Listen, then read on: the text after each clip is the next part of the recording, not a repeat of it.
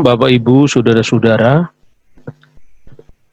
Pada pertemuan yang pertama dari kelas lanjutan ini, kita akan membahas tema Setan pun percaya Allah itu esa. 3 jenjang pemahaman, penghayatan tentang keesaan Allah. Kenapa tema ini kita angkat? Karena ketiga tradisi agama besar yang dikenal dengan Yudaisme, Kristen, dan Islam itu sama-sama disebut sebagai monotheist religion. Jadi monotheistic religion, agama-agama yang percaya dengan keesaan Allah. Tetapi bagaimana kita memahami keesaan Allah itu, sekalipun dalam ketiga agama memiliki pemahaman yang berbeda.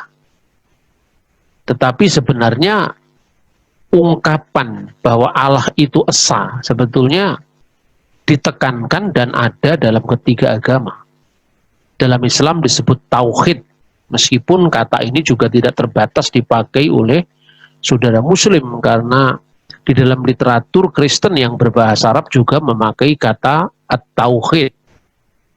Dan itu tercermin dari ungkapan-ungkapan, terminologi-terminologi, kredo-kredo dalam ketiga agama tersebut. Kalau kita lihat urutan paling tua, ya, itu adalah Yudaisme. Tentu kita mengenal ungkapan yang disebut sebagai Shema.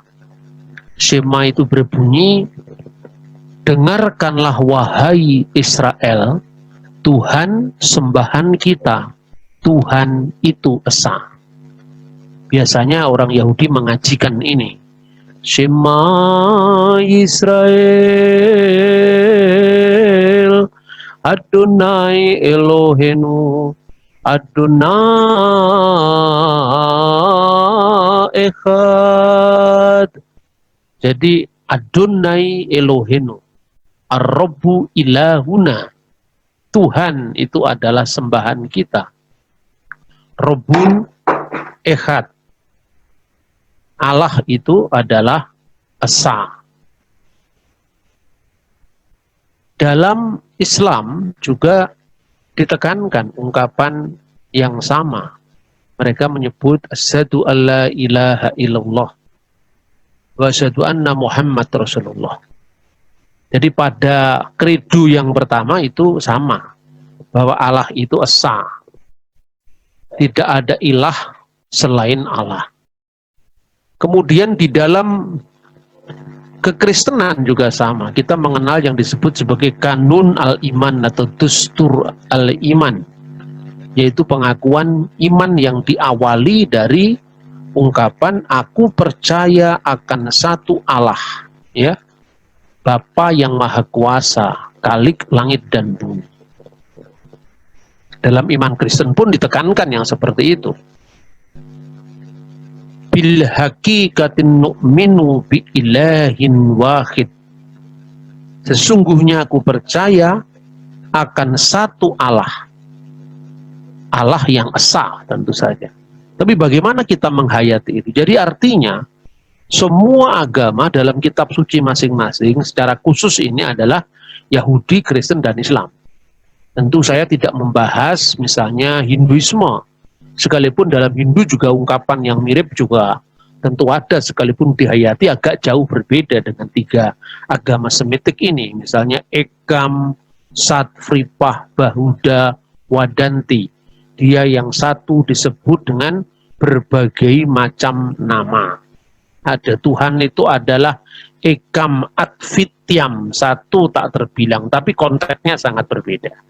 Nah, oleh karena itu dengan jelas bahwa istilah monoteisme, istilah tauhid itu sesungguhnya istilah yang tidak ada di dalam kitab suci itu, tetapi menyimpulkan atau merupakan gagasan yang disarikan dari semua kitab suci.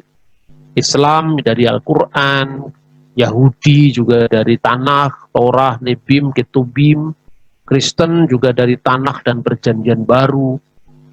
Nah, oleh karena itu, kita kan melihat secara definisi dulu. Istilah monoteisme memang adalah istilah yang baru, sekalipun idenya, pahamnya, itu sudah ada sebelumnya. Monoteisme itu berasal dari kata Yunani monos yang artinya satu dan theos yang artinya Allah. Jadi paham yang menekankan keesaan Allah. Sekalipun istilah atau sekalipun paham ini sudah ada dalam kitab Taurat, sudah ada dalam kitab Injil, sudah ada di dalam kitab Quran, tetapi ungkapan ini baru dipopulerkan, disebut monoteisme itu pada abad ke-17 oleh seorang ahli ilmu agama-agama namanya Henry Moore. Ya, sekitar tahun 1614 sampai 1687 baru istilah ini dikenal. Dan menariknya, sekalipun istilah itu muncul dalam dunia modern, tetapi ide-idenya memang sangat kuno. Dan kata ini ternyata juga nggak dijumpai dalam Injil. Kata monoteisme atau tauhid itu nggak ada dalam Al-Quran, tetapi itu ada dalam ilmu agama-agama. Makanya seringkali ada orang mengatakan tidak ada trinitas di dalam Alkitab. Sama tauhid juga tidak ada dalam Al-Quran. Judulnya dipersoalkan tapi isinya nggak dipahami. Nah, oleh karena itu di dalam bahasa Ibrani pun kata monoteisme itu hanya merupakan transliteransi saja. Pengalih aksaraan dari bahasa Inggris monotheism kemudian menjadi monotheism dalam bahasa Ibrani. Hanya ditulis dengan huruf-huruf Ibrani. Dan dalam kamus Hamilon HIC Personal Dictionary artinya Al-Qamus As-Saksiyu karya dari Yusef Bisaro dan Rasad Al-Tamneh, ya, itu kata monoteism itu dimaknai dengan emunah bil ehad, artinya emunah bil ehad, percaya kepada Allah yang esa, kepercayaan kepada Allah yang esa, atau emunah biluhi ehad, kepercayaan kepada Tuhan yang esa, atau juga diterjemahkan dengan emunat hayyihud, beriman kepada Allah yang esa. Dan karena itu kamus bilingual Ibri Arabi, bahasa Ibrani dan bahasa Arab, maka dalam terjemahannya bahasa Arab itu dikatakan al-iman bi ilahin wahid, iman kepada Allah yang esa, atau disebut dengan kata benda at-tauhid, keyakinan, ilmu yang meyakini tentang Allah yang esa, at-tauhid, atau al-iman bi ilahin wahid. Dan ini kan paralel dengan pengakuan iman Kristen yang berbunyi bil haqiqatin nu'minu bi ilahin wahid, dan aku percaya kepada satu Allah. Baru disebutkan Allahul Ab, yaitu Allah Bapa, ya, al-dobit al-kul, pantokrator yang menguasai segala sesuatu, khaliqus sama'i wal ard, dan khalik langit dan bumi, pencipta langit dan bumi, kullu ma yura wa ma la yura, baik yang kelihatan maupun yang tidak kelihatan. Jadi antara istilah dan konsepsi. Nah, di dalam kitab Taurat dan kitab nabi-nabi, kata ehad diterapkan pada Tuhan. Dalam Shema misalnya tadi kita bisa membaca di dalam Ulangan pasal 6 ayat 4. Shema Israel Adonai Elohenu Adonai Echad. Bandingkan dengan teks dalam bahasa Arab Al-Quran, Kulhu Allahu Ahad. Ya, katakanlah dia adalah Allah yang esa. Selain itu ada juga di dalam misalnya Zakaria pasal 14 ayat 9. Adonai Echad Ushemo Echad. Tuhan itu satu-satunya dan namanya juga satu-satunya. Ketika Kristus ditanya hukum yang paling utama, maka disebut hukum yang paling utama, dia mengutip Shema Israel tadi. Dengarkanlah wahai Israel, Tuhan Allah yang kita sembah, Tuhan itu esa. Dan di dalam bahasa Aramaik disebut katmai min kulhun pukdani, hukum yang paling utama, yaitu tauhid tadi, hukum yang paling utama. Nah, bagaimana dengan surat-surat dalam perjanjian baru, risalah dalam Al-Akhdul Jadid, meneguhkan hukum yang pertama sama. Rasul Paulus meneguhkan hukum yang pertama dari Asyeret Hadibarim, yaitu 10 perintah Tuhan yang diberikan kepada Nabi Musa atau Mose alaihi salam, Musa alaihi salam dalam bahasa Arabnya. Itu disebutkan kalau di dalam perintah pertama itu untuk urutan Kristen, ini perintah pertama. Kalau untuk urutan Yahudi, Anoki Adonai Eloheka Aser Hosetika Mi'aret Misrayim Bet Avadim, akulah Tuhan Allah yang kamu sembah yang membawa kau keluar dari tanah Mesir, dari tempat perhambaan. Itu hukum yang pertama. Dan hukum yang kedua baru Lo Yihye Leha Elohim Akhirim Alfanai, jangan ada padamu ilah yang lain di hadapan hadiratku. Kalau untuk urutan Kristen ini adalah hukum yang pertama. Tapi artinya hukum yang paling utama diteguhkan oleh Rasul Paulus ketika Rasul menulis Kihoti Odeis Theos Eimihes, atau di dalam Tektus Receptus dikatakan Odeis Theos Uteros Eimihes, ya, bahwa tidak ada ilah yang lain kecuali Allah yang esa. Sehingga di dalam Good News Arabic Bible, Alkitab terjemahan bahasa Arab diterjemahkan dengan wala ilaha illallah. Tidak ada ilah selain Allah. Wa alla ilaha illallahul ahad. Tidak ada ilah lain kecuali Allah yang esa.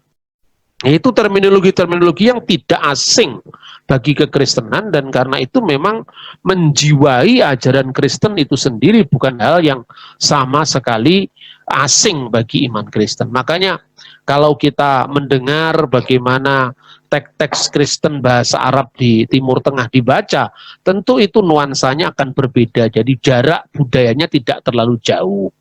Karena itu kalau di dalam Alkitab bahasa Arab pada ungkapan wa alla ilaha illallah, tidak ada ilah selain Allah, kemudian itu sangat mirip ketika saudara muslim mengucapkan, ya, setiap adzan itu asyhadu alla ilaha illallah,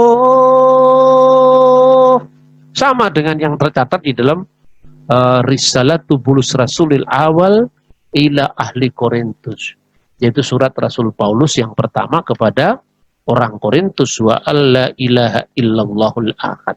Jadi tauhid itu bukan ajaran yang baru dibawa oleh Islam, tetapi itu sudah dihayati, dipahami oleh agama-agama sebelum Islam, secara khusus adalah Yahudi dan Kristen.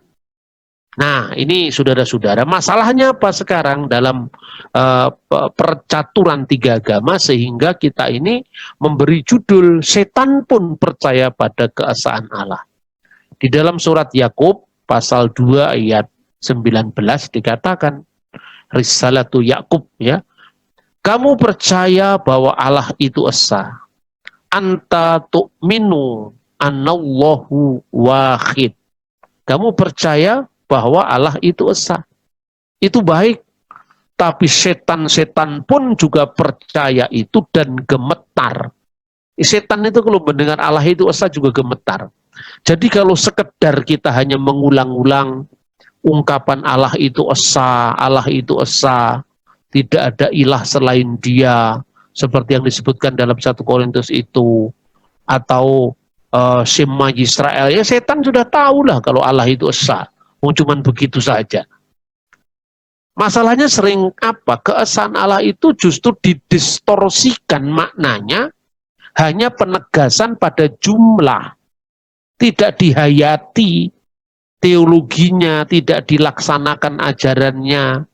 Padahal iman itu apa sih? Di dalam surat Roma atau surat Rum dalam bahasa Arab, pasal 10 ayat 9, iman kepada Allah itu bukan sekedar apabila kamu mengaku dalam mulutmu, tetapi juga percaya dalam hatimu dan melaksanakan karena iman itu. Seperti disebutkan dalam Yakobus pasal 2 ayat 14 sampai ayat 26, di mana iman tanpa perbuatan itu adalah mati. Itulah sebabnya kalau sekedar iman, Allah itu esa ya, seperti ungkapan Shema Yisrael, Adonai Elohenu Adonai Echad, setan langsung di pohon rambutan, di pohon jambu itu sudah tahu mas kalau sejak dulu, kira-kira seperti itu. Nah, saudara-saudara, kemudian ada 3 jenjang yang saya mau sampaikan tentang monoteisme atau keesaan Allah itu. Yang pertama itu jenjang yang paling bawah, yang dikenal dengan the numerical satanic monotheism. Jadi kalau setan juga percaya kepada Tuhan, berarti kalau monoteisme yang sekedar bisa menghitung 1, 2, 3 Pak Gendut naik kuda, itu sama dengan monoteisme setan. Karena setan juga percaya kalau Allah itu esa. Itulah yang diyakini setan, itu sekedar menjumlah, mengkalkulasi, menegaskan bilangannya. Itu sekedar yang dinamakan wahdaniyat bil adat. Artinya keesaan bilangan semata-mata. Tapi setan tidak mencerminkan pengakuannya kepada keesaan Tuhan itu pada perilaku etisnya. Bahkan kelakuannya kadang-kadang bertolak belakang dengan iman yang diikrarkan. Nah, oleh karena itu dalam konteks seperti itulah Yakobus mengatakan, berimanlah seperti Abraham.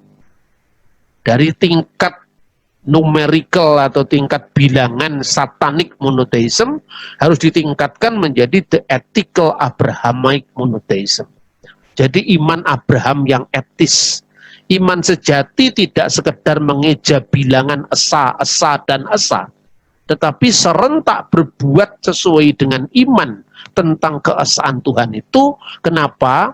Hagana abhaimanuta dila ibadi mitahi dalam Alkitab. Karena iman tanpa perbuatan, bahasa Syriak atau bahasa Aramaiknya, iman itu haimanuta. Dila ibade tanpa perbuatan yang konkret, mitahi, dan iman itu adalah mati. Nah, itulah sebabnya monoteisme Ibrahim itu monoteisme etis, monoteisme yang menekankan perilaku yang mencerminkan apa yang diyakini. Tapi monoteisme Abraham juga tidak cukup. Makanya kita mengenal monoteisme tertinggi, monoteisme yang paling paripurna, yang dikenal dengan yang kita sebut dengan Tritunggal Maha Kudus atau Trinitas, yang merupakan the holistic salvific monotheism. Kenapa holistik? Karena Trinitas itu tidak sekedar mengeja bilangan Tuhan itu berapa jumlahnya, seperti menghitung 1, 2, 3 Pak Gendut naik kuda tadi, bukan hanya itu. Tetapi Trinitas itu justru menjawab misteri keesaan Allah itu. Apa keesaan Allah itu dijelaskan? Dan keesaan Allah itu bukan sekedar mengeja bilangan atau sekedar melaksanakan tugas etis seperti Abraham, tetapi di situ puncaknya itu tercermin dan terwadai dan terteologikan, terumuskan secara teologis dalam konsep keselamatan paripurna. Maka disebut holistik, itu adalah paripurna, lengkap, serba mencakup. Salvific itu mengandung keselamatan, karena itu tugas Kristus datang ke dunia menyelamatkan manusia. Maka Tritunggal itu bukan mengeja jumlah Tuhan, tetapi mengungkapkan misteri Tuhan yang Maha Esa. Nah, sekarang kalau sekedar setan bisa mengucapkan Allah itu esa, bahkan setan itu fasih mengutip ayat. Setan itu fasih untuk membaca teks-teks kitab suci. Coba, ini bacaan ini dari Injil sendiri kita melihat. Ketika setan mencoba Yesus, iblis berkata bahwa ia akan memerintahkan malaikat-malaikatnya untuk melindungi engkau. Yesus disuruh menjatuhkan diri dari bumbungan bait Allah. Tidak tanggung-tanggung. Dia mengutip Mazmur pasal 91 yang isinya itu adalah Mazmur yang merupakan ayat proteksi iman. Bahwa dengan Mazmur itu, tentunya kalau di masa-masa bencana begini, Mazmur 91 itu mesti dihayati dan dibaca. Tapi setan juga tahu dengan Mazmur atau kitab Jabur itu dia tahu. Dia malah mengutip teksnya itu tadi, bahwa Allah memerintahkan malaikat-malaikatnya untuk melindungi engkau dari segala jalan. Setan selalu menghiasi mulutnya dengan dalil, dengan ungkapan ketif, ya, ada tertulis, atau gegraptai. Nah, makanya kalau dalam tradisi ahli-ahli Taurat itu ada ketip yang tertulis, ya.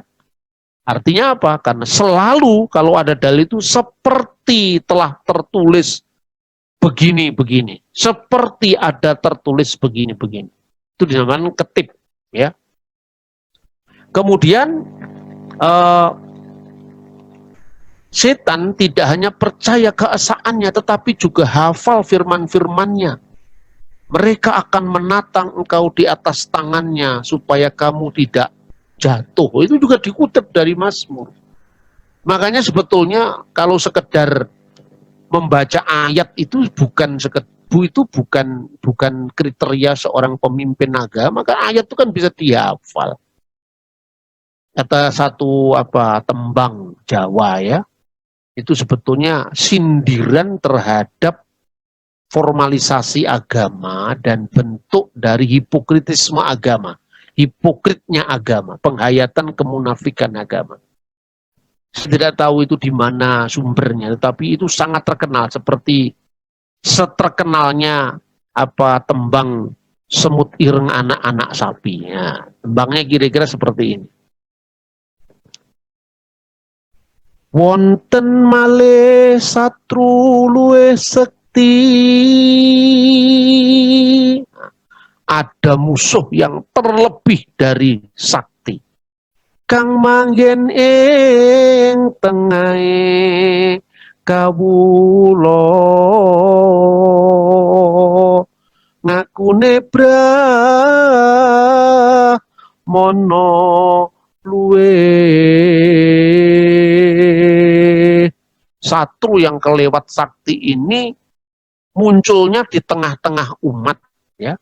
Ngakunya adalah seorang Brahmana, pemimpin agama yang linuwih, yang terkemuka.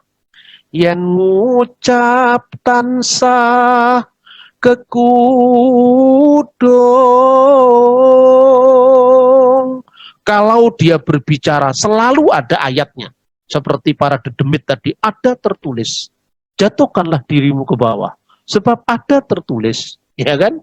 Allah akan memerintahkan malaikat-malaikat, selalu ada ayat.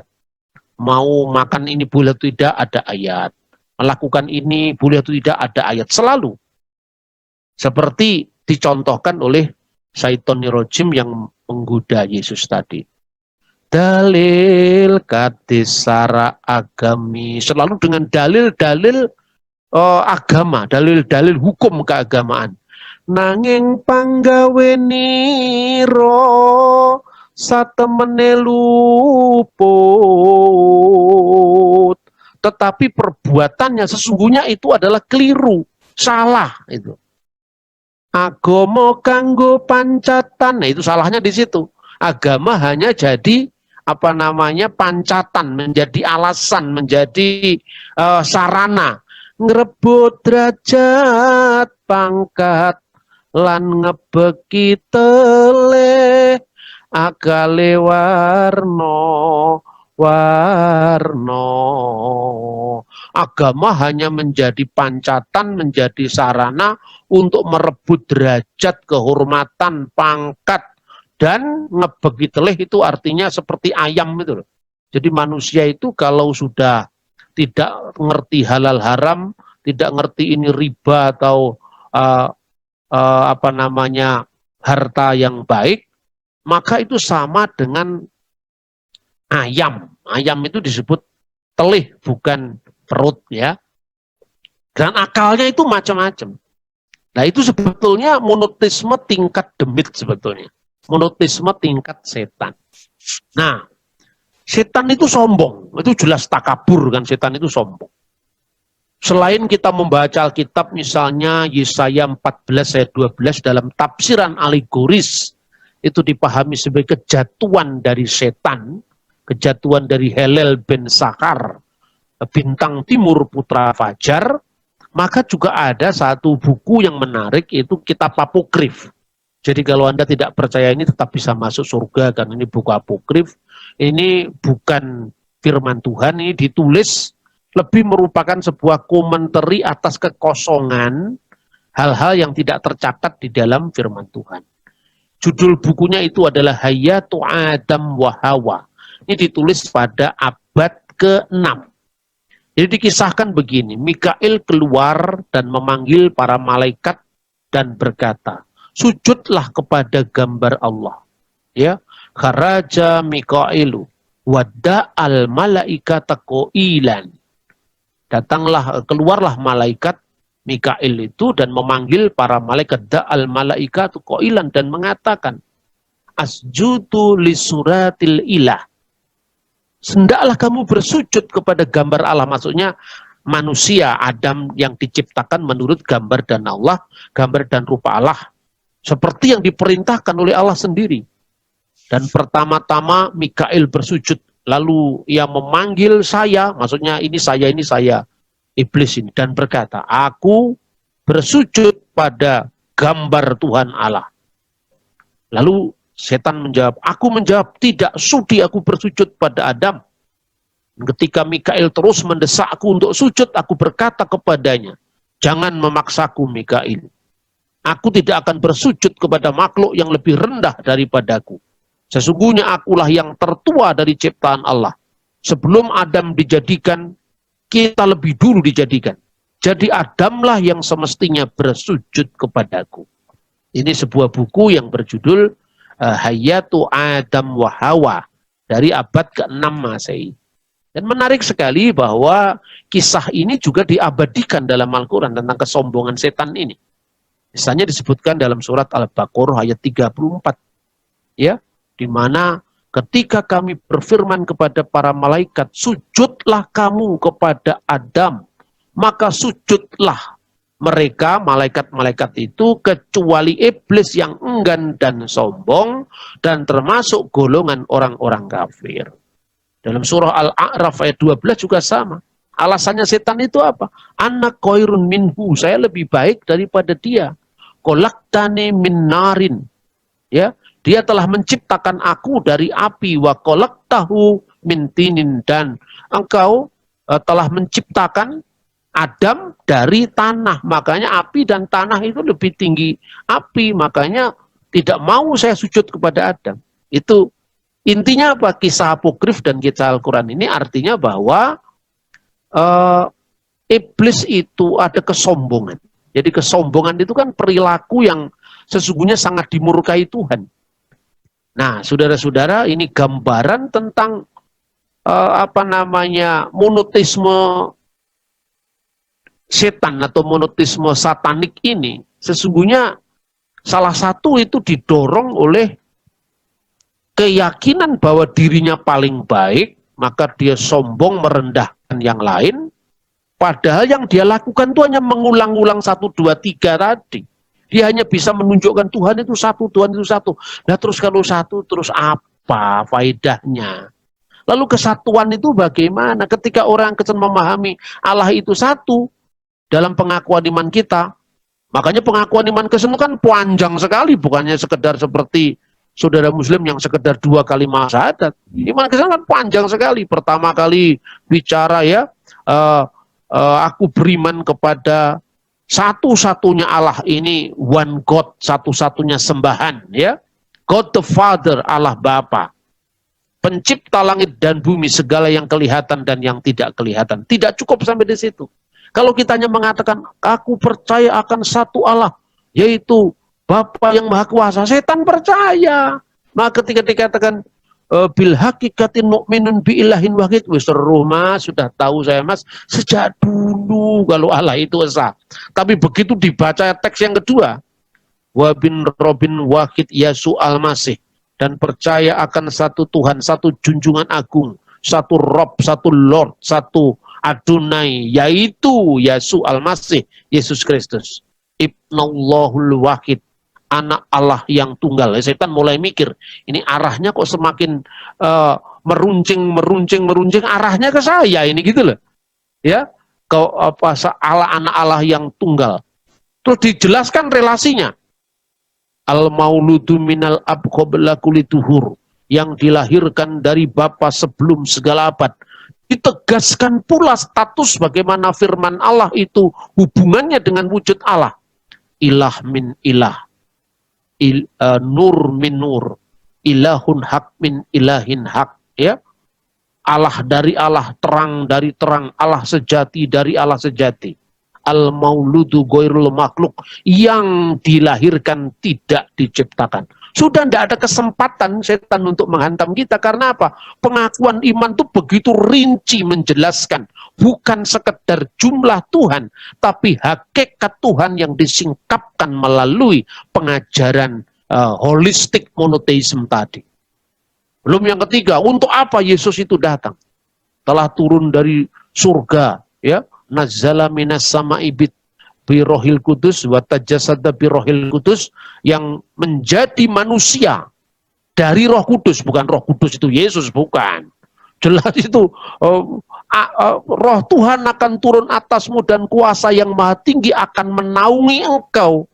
Jadi Roh Kudus itu yang menjadi penyebab bagaimana inkarnasi firman itu terjadi. Kalau zaman dahulu di perjanjian lama, roh itu diberikan kepada manusia, bukan hanya diberikan kepada manusia, tapi diberikan pada kosmos, menghidupkan ciptaan mula-mula itu, sehingga dikatakan wiruah elohim merakefet alfenehamayim, melayang-layang secara dinamis, ya, untuk mewujudkan ciptaan itu. Maka ada kehidupan kosmik yang disebabkan karena saluran nafas ilahiyah atau rohnya, ada kehidupan nabati, ada kehidupan hayawani, kehidupan hewani, dan ada kehidupan insani yang menyebabkan bahwa roh-roh kecil kita itu dihidupkan oleh roh maha besar.